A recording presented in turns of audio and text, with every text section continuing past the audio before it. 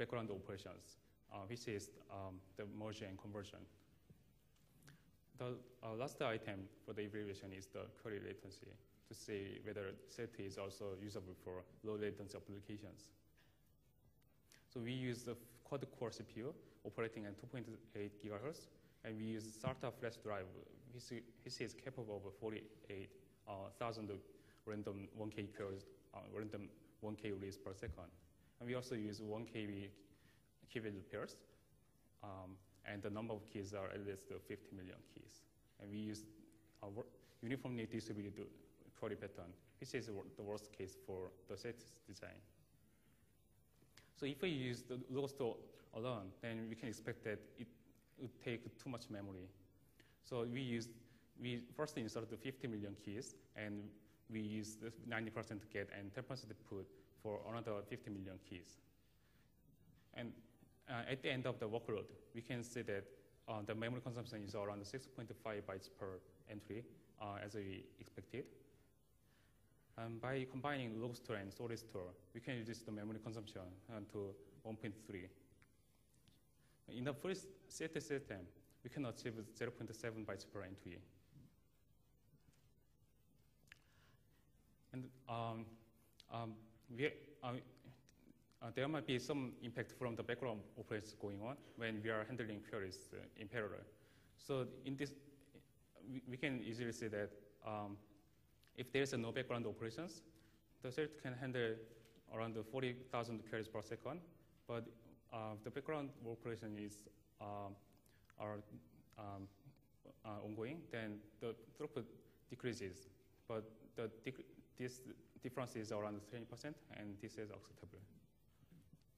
There's some performance hiccup here, but this is due to burst trim operation issued by ext4 file system. So we expect that this problem could be fixed in the ext4 file system's implementation. So lastly, SILT has very low query latency. So when we are using 16 concurrent I/O threads, we only get 1.5 millisecond latency for 99.9 percentile latency. So we can conclude that SILT is also useful for latency-sensitive applications. So to conclude, SILT provides both memory efficiency and high-performance key-value store. So we use a multi-store approach, and we devise the entropy-coded tries and partial queue forecasting. The full source code of SILT is now available, so you can download it and try it. This concludes my talk, and thank you for listening.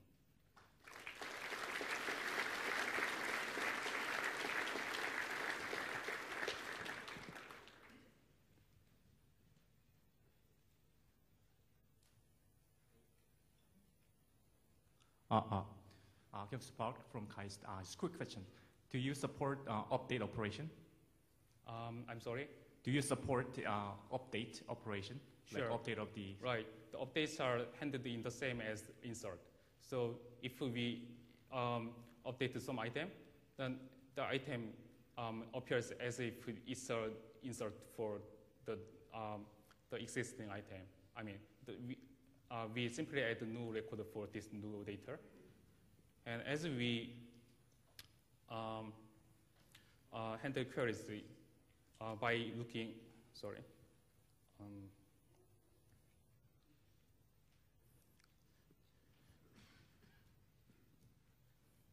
when we are handling queries, we sequentially look at the data store, and we first look at the data store with newest data, and we just proceed to the next store if we can't find data. So for the update operations, we can just insert a new record at the end of the row, and we can find that record by sequentially looking up the right data store to the left data store. Is on? Ted Waber, Microsoft Research, Silicon Valley. Given the properties of flash chips, which is that they support only a small number of overwrites in a single page per consecutive overwrites, how do you deal with very small entry sizes. You talked about Twitter size entries, which could be as small as 32 bytes. Is there a practical limit on how small entries can be? There's no limit for small objects. In fact, small objects are always good at SILT design because we always convert any writes to a sequential write. So if we perform very small writes on SILT, SILT converts that to block write because we are using log structure for log store. I see. So you don't make it stable then right away? I mean, because if you're turning, it's going to for 32 byte writes, you're going to have order what 10 or no 100 writes per flash page. So you can't do 100 writes on a single flash page. So the FTL and the SSD is going to have to move it to another page, isn't it? No, if the insert rate is very slow, then we can do flush as frequently as we want, because even if we flush at high rate, this rate would be still low, so that we can ensure enough flash life. But if the query rate becomes very high, then we can collect them together and make a block, and we can just simply do block write. So in the case, we don't need to kill the flash life to perform this. Okay, I'll take this offline.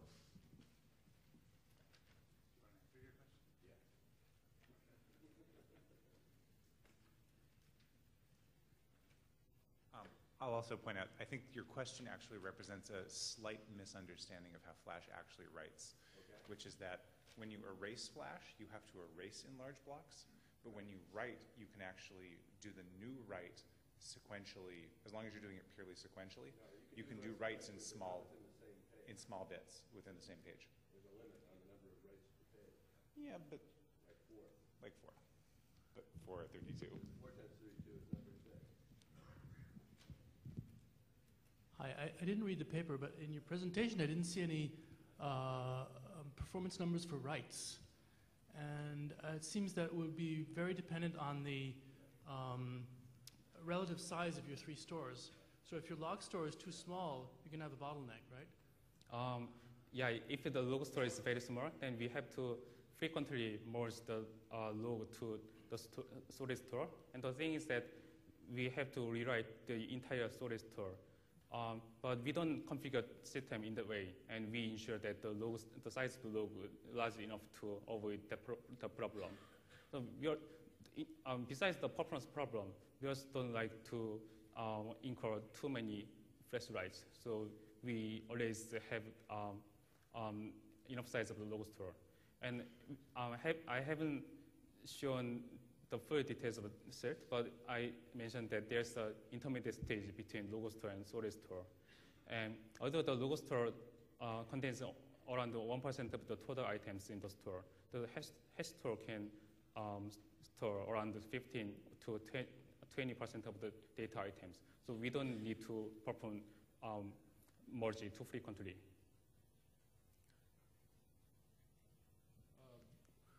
I'm Burton Smith from Microsoft. I'd like to make a comment, actually. Since the storage here is either log-based or based on the big block storage of the sorted index, you don't really need the implementation on the flash that implements yet another log file system beyond the SATA. And this would be a very good storage system to use on raw flash with some changes, I think. So you mean that we are doing log structure on top of log structure? That's right. That's right. There are two mapping operations going on. One is the one you do, and you index it, and then inside the flash, we agree. There is yet another one of these. Right. The point is that when we are handling very small key value item insert, which is much smaller than page size, it's very useful to have a log structure on the application level. The other point is that if we simply perform random writes on flash and make the flash to handle these random writes on its own translation, the log structure translation layer, actually, the performance is not as good as sequential write. That would be implemented by the application level logo structure. So we feel that there's a duplication, I mean, some redundancy of this logo structure, but we still feel that we need to use the application level logo structure. So if we think this in other ways, we can apply our system on bare flash chip where there's no logo structure. So this just widens our the applicability of our system.